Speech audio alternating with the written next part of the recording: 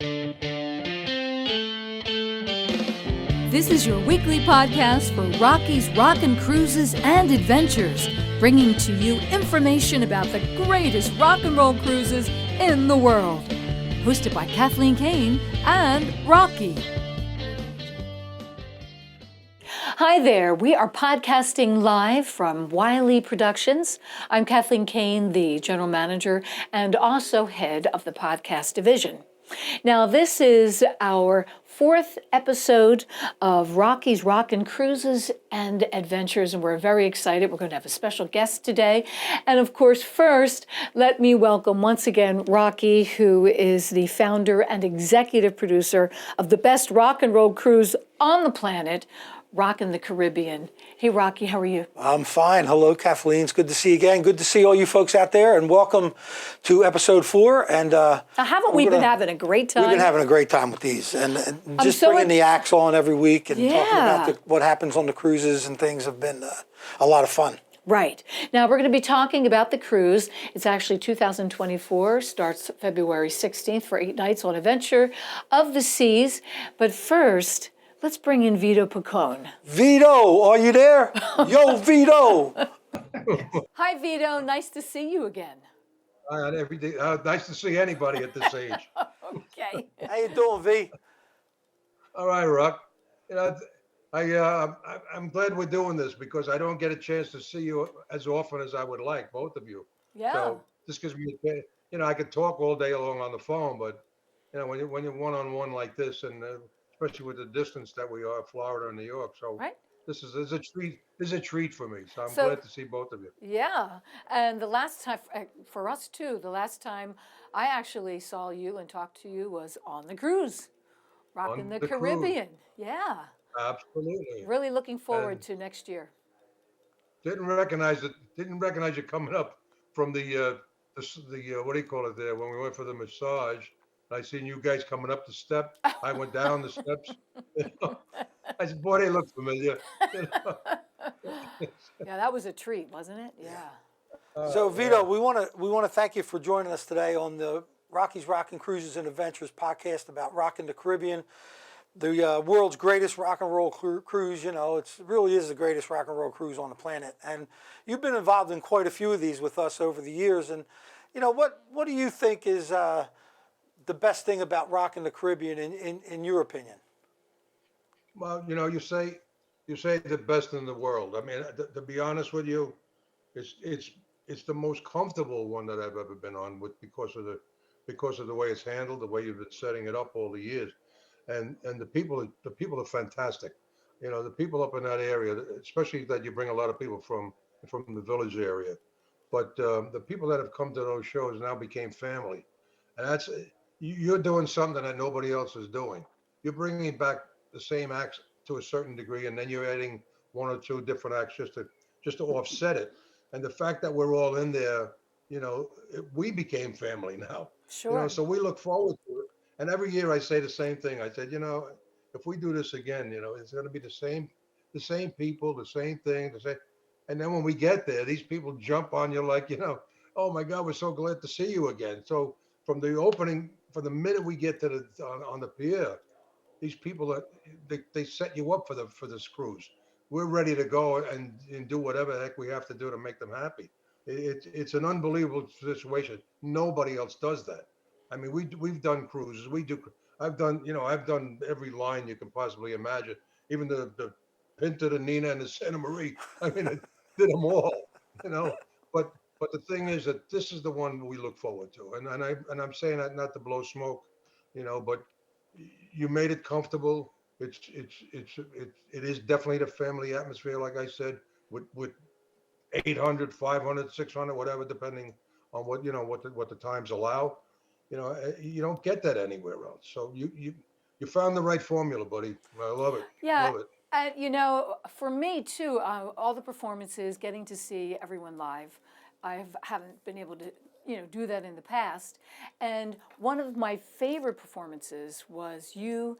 Now, we know Little Star is your big hit, but also you put a spell on me. Wow. Why did you pick that song? That was awesome. I appreciate that because I get a lot. Sometimes I get some static. Why are you doing that song? But the thing is, I Oh, like to do things that nobody else does. right. I mean, you could go up there and everybody's going to be doing "In the Still of the Night" and "Why Do Fools Fall in Love" and "Good Night," blah blah blah blah blah. So I want to do something that nobody else is doing.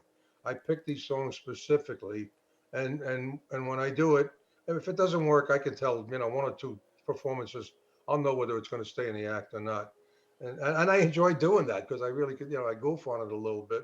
I did work with Screaming Jay Hawkins, so it gives Mm, me a little inside track on it. But right. no, I appreciate that, Yeah.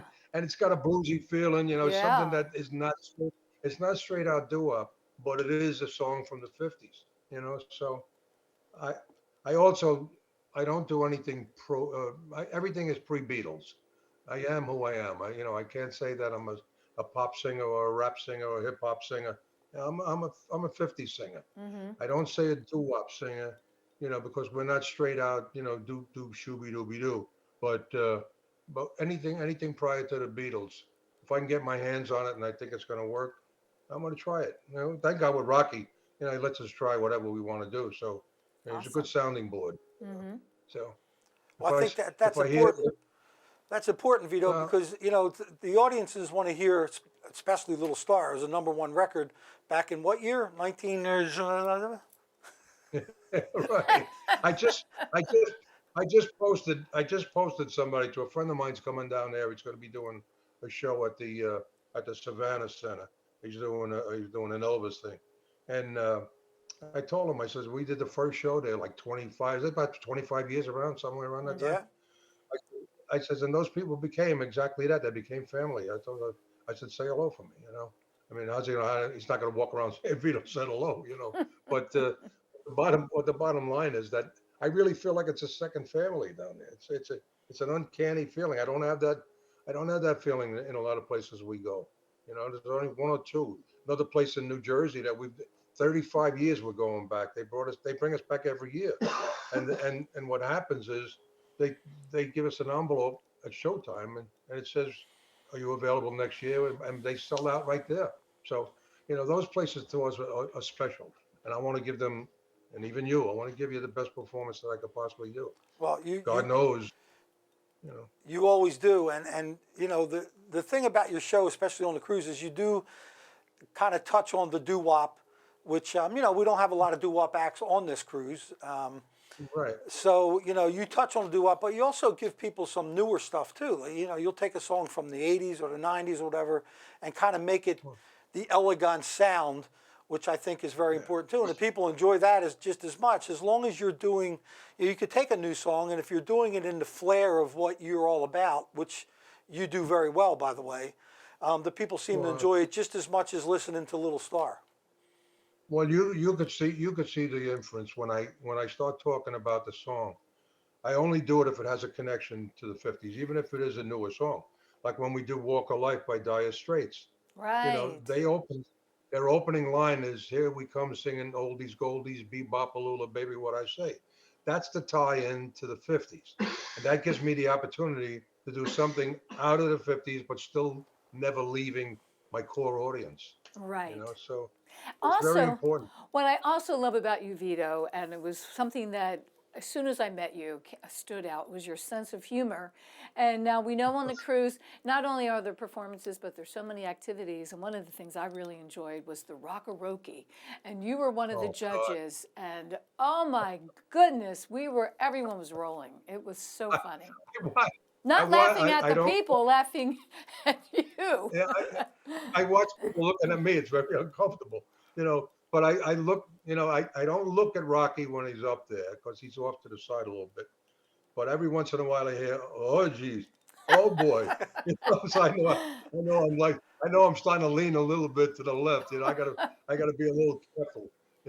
But I would never take advantage of that situation and embarrass myself or you guys. There's a fine line between humor and raunchiness. So I try to be funny.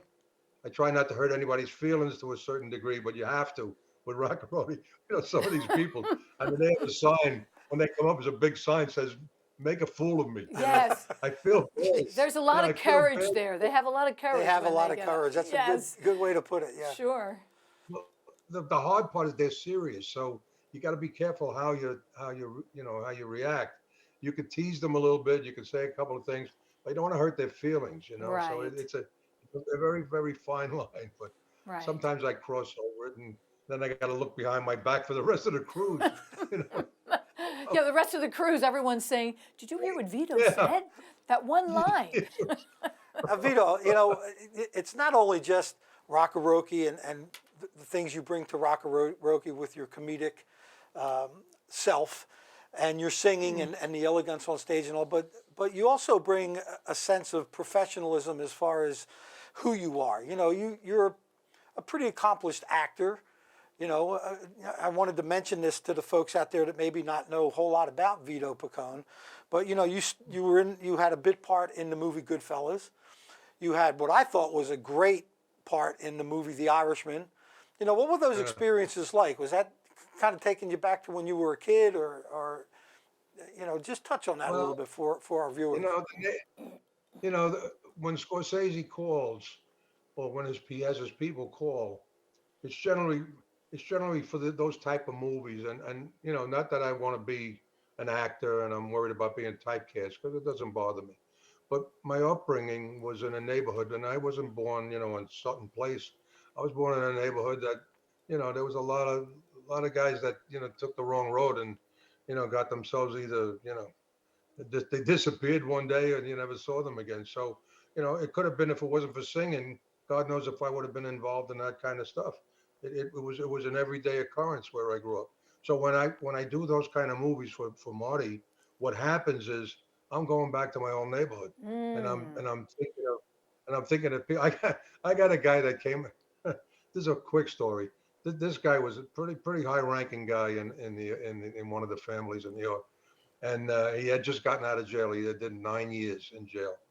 And when he comes out, and he had the typical voice, the wise guy voice, and I saw him, and he says, "Hey Vito, how you doing, buddy? I haven't seen you in a long time." "Yeah, okay." But he said, "You still singing?"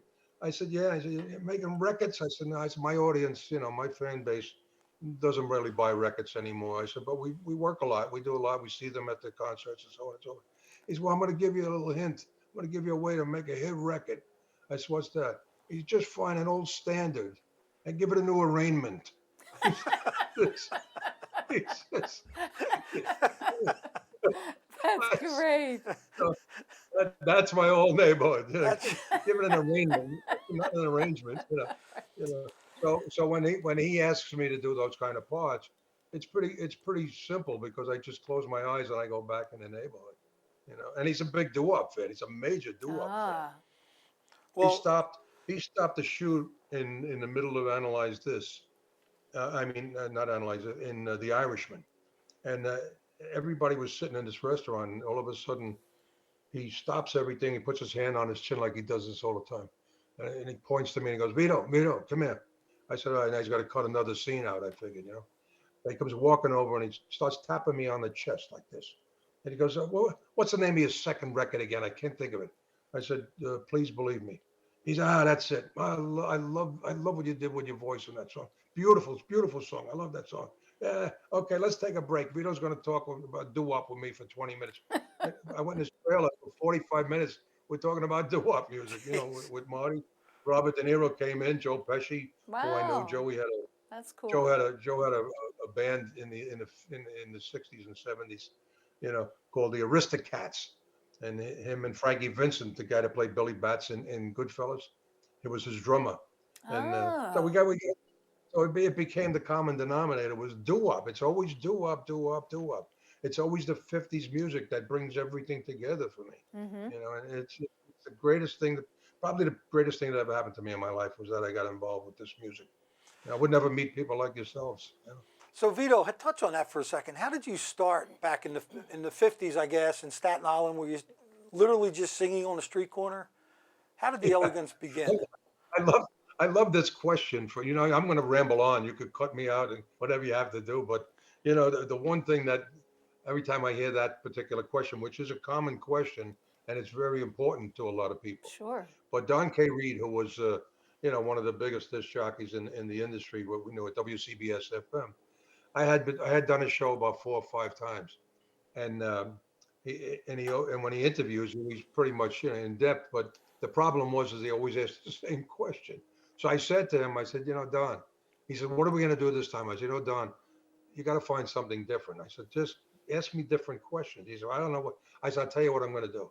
I'm going to interview you on your show instead, and that'll be different. So like, no, that's not going to work. I said, trust me, it'll work.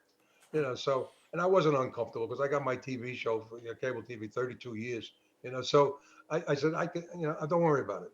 So he always says the same thing. Did you start on the street corner and a bunch of guys and then you just started singing and blah, blah, blah. So I said to him, Don, the opening question. I said, Don, so tell me, how did you first decide you wanted to be a DJ? I said, were you standing on the corner by yourself, talking to yourself? And decided you wanted to be a DJ. That was it. He couldn't do the rest of the interview. I said, oh God! But that's a good question. Uh, and to give you the honest answer, I come from a place called South Beach, and it's not the South Beach by you guys. It's South Beach in Staten Island, New York, right at the base of the Verrazano Bridge. And there was a boardwalk there. The beach used to be like Coney Island at one point. Hotels and rides and bungalows and there was a boardwalk. It's still there. It's the Roosevelt FDR boardwalk, and we all hung out on the boardwalk. In the neighborhood were all bungalows, summer bungalows, and Bobby Darin's family had a bungalow down there. He grew up every summer with us. He was a little older than us, but always hung out with us because of the singing. Johnny Maestro's family had one about a mile and a half up the road.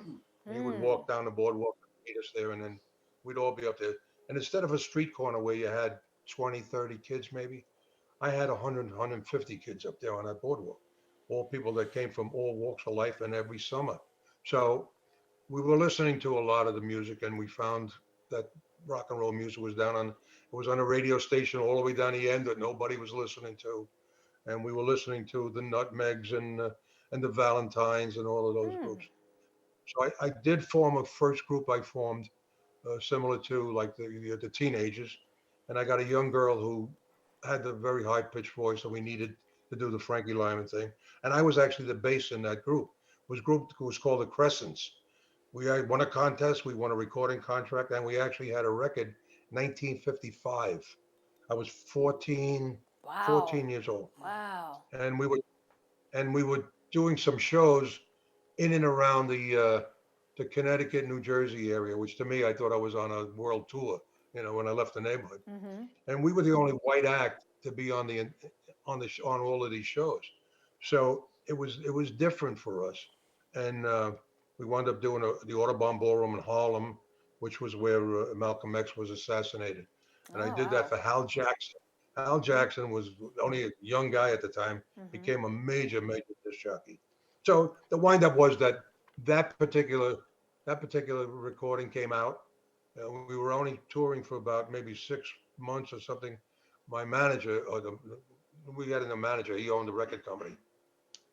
He got he got shot and killed on the Lower East Side of New York. Now we found ourselves with no record company, no manager, and 15 years old. Where do we go? So the young girl that I had decided she wanted to be a dancer, not a singer. She became one of the June Taylor dancers, and uh, and then the other fellow who was one of the other guys was in love with her. If she's not there, I'm not going to do it. So Carmen Romano, myself, we wanted to continue singing. Back to the boardwalk, found a couple other guys that were singing and enjoying themselves, do whopping around.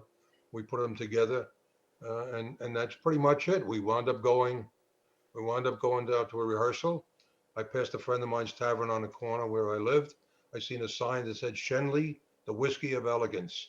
I said, gee, what a great Oh, name. wow. You know, so I changed it was ELEGANCE. I changed it to ANTS, brought it to the guys. I said, this is the name of the group, the Elegance.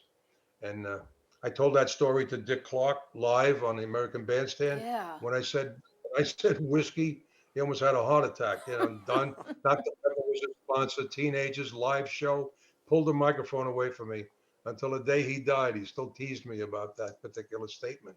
you know. But but then I formed the Elegance, and then we actually went to our record collection.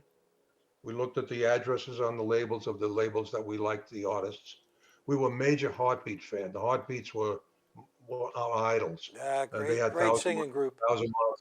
Oh God, thousand miles away. People are talking, darling, how long?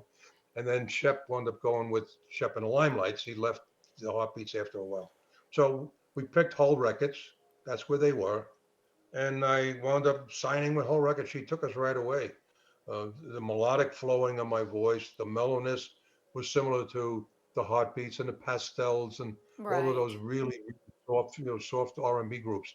And now she had quote unquote a white group, which was just starting to break at the time. Dion, like Dion always tells me, we were basically the first couple of white acts to to come out in 1950, 57, 58, and then also you guys, of course, the Danny and the Juniors that you played Yeah. with, they came out of Philly with At the Hop. Well, At the Hop was the first. yeah. I'm sorry, go ahead. I was just going to say, just hearing you talk, it's just amazing. One thing to have to digest all that at 15 years old, and then, just your whole story is just such a part of history as well. I I was mean, 16. I was 16 when I recorded Little Star, wow, that's and amazing. it was right before my birthday. And then the record came out. I was 17 years old. Right. And then next thing I know, we're flying to Hawaii, the biggest selling record in the history of the Hawaiian Islands. They shut down all the schools. The kids were all on the tarmac. There were no shoots at the time. So the wind up Hmm. was that they. Yeah, yeah. All right. So the wind up was that they actually wound up having us come down and meet all these. They shut all the schools. All the kids were met us there. So the wind up was that they had put a police motorcycle escort, took us to the Civic Auditorium. We followed Elvis into the auditorium. Wow. It was an unbelievable feeling. And again, 17 years old, where does this Yeah. happen? Yeah. Yeah. Bang, bang, bang, bang. Then the next thing was a tour with Buddy Holly, the Everly Brothers. But God Almighty, you name them. We worked with Chuck Berry and Bo Diddley and the Coasters, the Drifters, the Platters, and and these are my fan. I was a fan of this. I just buying their records only months Yeah. before this. I want to thank you so much Incredible. for taking the time to tell us these stories. Another thing I'm curious about, you just mentioned Danny and the Juniors, and we know that Rocky was the drummer. How did you Sure. two meet? How did you two Rock, actually Rocky, meet?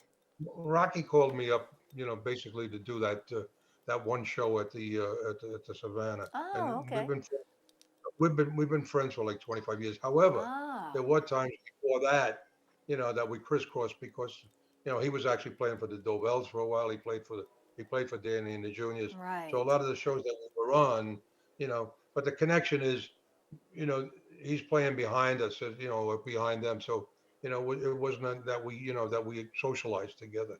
You know, Hmm. there's so many people that have come up from that level, that I wish I would have known the relationship at that point. If you look at Jimmy Fallon, the Jimmy Fallon show, you got Questlove, who is the drummer. It's his band, his band Roots, and he's Hmm. he's the drummer with the big afro with the comb in his head. That's Lee Andrews' son. Yeah. You know, Lee, Lee Andrews and the Hearts. They try the impossible and Long Lonely Mm. Nights. That's a He was Philly, 18 some years Philly old. guys. Yeah. Absolutely. And he was playing drums behind his father and did a lot of shows with us, while he was 18, 19 years old. I remember that actually. Hmm. Hmm. Vito, well, Absolutely. on the cruise, because you're talking about working with all these acts and throughout the years and doing these tours, it's kind of like that on the cruise ship too, because we have so many acts that we bring on, people that you've known your whole career, people I've known my whole career as Oh, it is. Um, so I noticed a lot of the times you guys will meet, at the coffee shop or the pizza place, and oh, I've sat in on a few of those, and you guys, it's like you're back on that bus tour again, only it's on a cruise ship now. Hmm. absolutely. Absolutely. It's not to take anything away from the show or the people, but that's a very, very important part of the whole cruise. I mean, that camaraderie that we have after the show, and we sit down and we become Vito and Jay and Rocky and has nothing to do with the actual music end of it.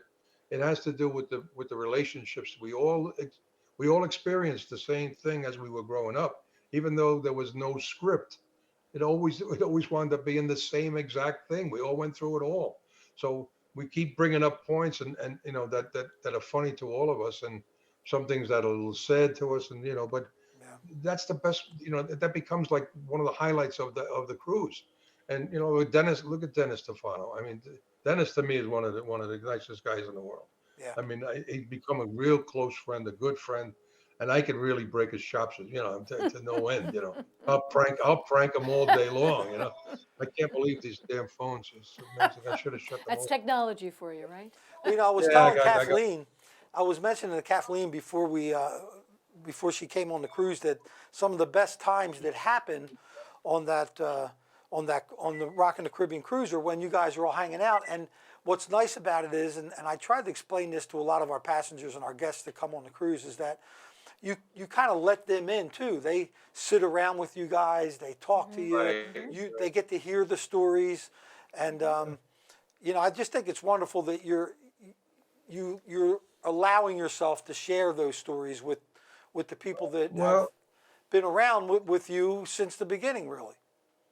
I try to put a little of that into the act. So when I set up a song, I generally try to set up something interesting about the song itself and about the times, that we had in the early going, why the song is there, who sang it, and a little story about that particular individual. People seem to be migrating towards that a lot. It's not just go up there, okay, 1, 2, 3, 4, ding, ding, ding, ding, ding, ding, ding.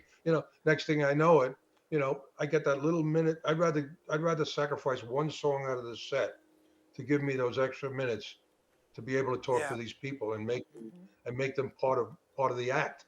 And they love that. They really love that, and they love that trivia. They love the little stuff. You know, I Sure. I when I did Little Star in the beginning, now I set it up with the joke about go home and buy the record, but originally I used to tell the story about Dan Roddenberry, who was the creator of Star Trek, and at all his conventions. And Al Brady brought this up to me. I didn't even know about this.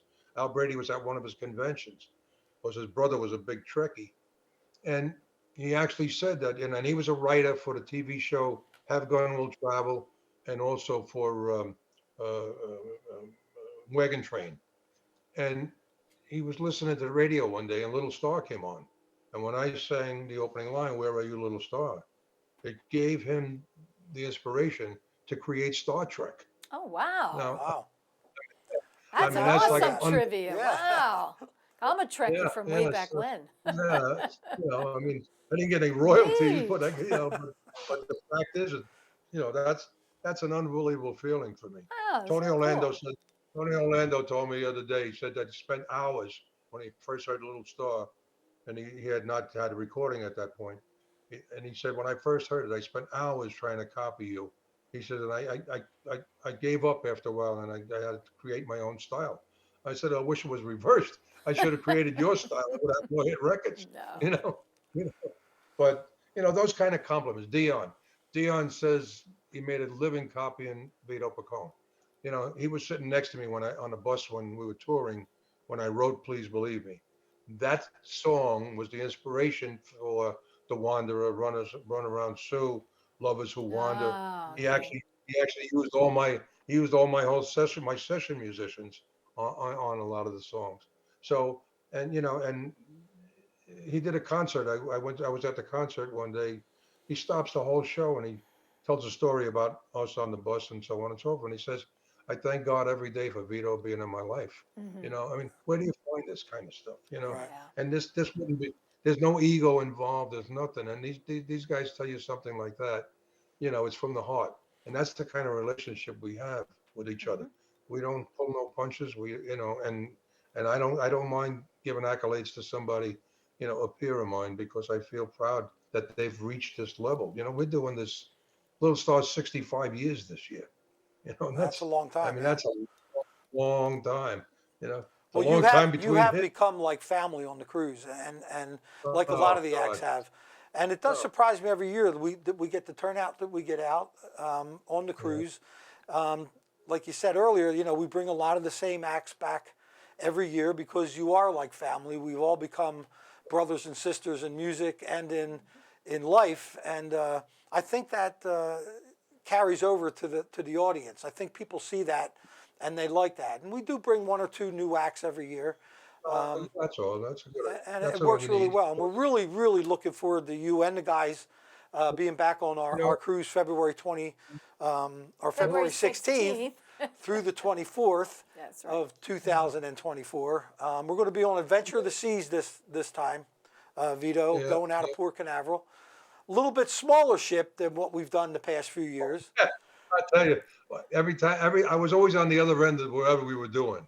You know, my cabin was in the right spot if I was singing on the shows because we were right there. But everything else that I wanted to do was on the other end of the ship. It was like walking a quarter of a mile every time you wanted to get to. I mean, that place 6,500 people plus the crew of 1,200 or whatever. You're looking at almost 8,000 people on a ship. Yeah. You know, so But one of the things I wanted to mention, before we go, if you and I'm sure you noticed it, my guys don't linger in the cabin. They don't go socialize. They don't go and disappear somewhere on the ship. They're in that place 24 hours a day to meet the people and to actually interact with the people. And that's very important And on this cruise.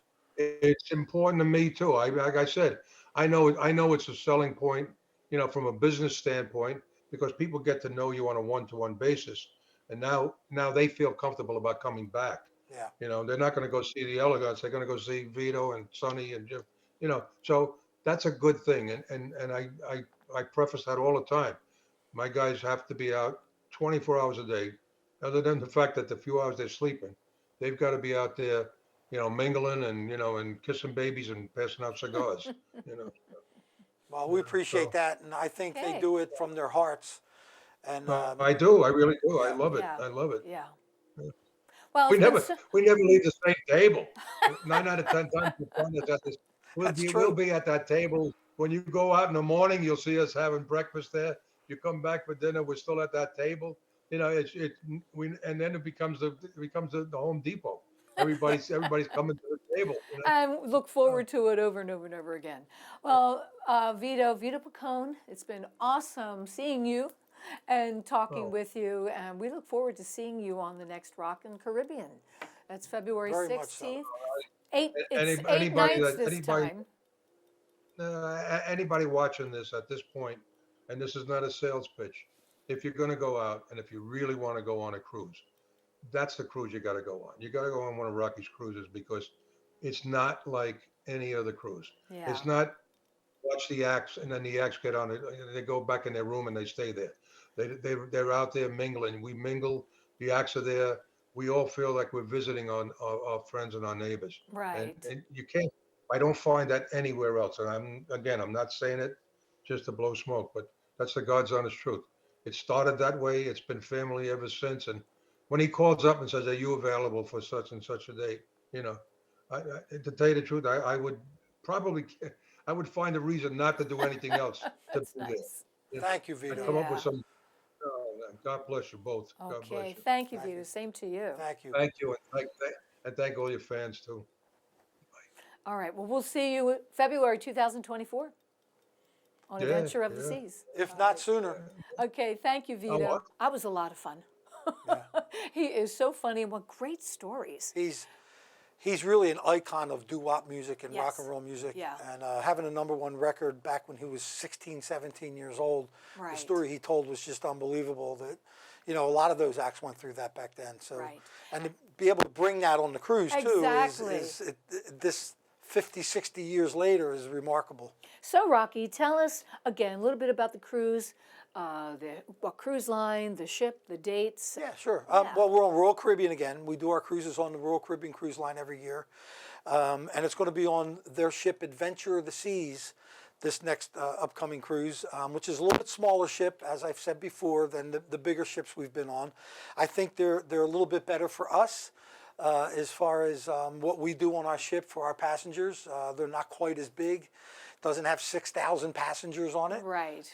So that's a lot better, I believe, for the type of cruises that we do with Rockin the Caribbean. Okay, and of course, as always, you invite, and they love coming on the ship, some of the best recording artists in the world. Yeah, well, it's no different next year either because I pride myself in having now the original recording artists, the guys that actually did sing those songs or ladies that did sing those songs. Right. Back in the infancy of rock and roll, as they say. Next year is no different. We're going to have Gary Lewis and the Playboys. I know, I'm so excited. Television recording stars from Sha Na Na, of course, Bowser and Johnny Cantardo will be joining us, and Bowser's group, the Stingrays, the singers, great singers. Love them. I love those guys. Yeah. We're going to have Brian Hyland joining us. We're going to have Jay Siegel's Tokens. Peggy March will be on the ship. Dennis Stefano, the original lead singer of the Buckinghams. Lala Brooks, who is the original lead singer of the Crystals. And, of course, our buddy Vito Picone and the Elegants will be there, who we just got done talking to. You're going to be there doing your show and singing with Rocky and the Rollers also. Yeah. And Rocky and the Rollers. And my good buddy DJ Al Brady will be there spinning the records, as they used to say. Yeah. Except they don't spin records. Doing a little trivia, doing lots of fun stuff. Yeah, good stuff. Right. Now, as we promised, each week we're going to have a different guest on, and we are going into episode 5 next week, and we have AAA coming on. AAA Travel's coming on next week, and two of the people that I've worked with for many, many, many years from AAA Travel, ACG, which is Susan Cressy and Lori Fabricant. They're going to be joining us next week. This is an episode you really don't want to miss because they're going to talk about the cruise and how to book it, the different things that happen throughout the week, what AAA offers all of our passengers and our guests throughout the week. So please don't miss next week. You're going to want to see this one. It's very important, and it'll tell you a lot about how to book, when to book. Right. And now, just in case someone misses next week, let us know now how to book. how to book, you'll want to call AAA Travel. Here's the numbers. Or you'll want to go to the website, which we'll put up here on the podcast, and you can actually just book it online, and somebody will get back to you right away. So be there. Book it fast because it sells out by August. We're already more than half sold out on the cruise, and it's only April. Wow, yeah. So you want to get it in. Want to get it in. All right. Once again, I'm Kathleen Kane with Wiley Productions, and we've been having, once again, just a great time with Rockin the Caribbean, Rocky's Rockin' Cruises and Adventures, and we look forward to seeing you next week. And thank you so much, Rocky, for being here today. You're very welcome, Kathleen. Better get it booked soon. Bye.